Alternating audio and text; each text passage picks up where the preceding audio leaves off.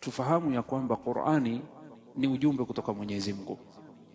Hii Qur'an ni message from Allah.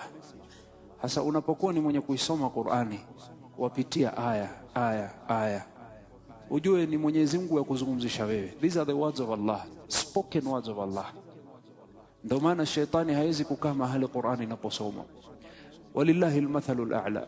Leo ukipata barua kwa lugha usiyofahamu, umepata barua mathalan kutoka miongoni mwa rais Erdogan, amekuandikia barua kwa lugha Kituruki addressed to you, utatafuta kila njia upate kujua maana yake. Fakaifa ujumbe hii ni kwako kutoka Allah subhanahu wa ta'ala. Mbona unapoisoma Qur'ani wasoma papa na hujui Mwenyezi Mungu akwambia nini? Hii Qur'ani italeta mabadiliko katika maisha yako pindi ukifahamu Allah yakwambia nini.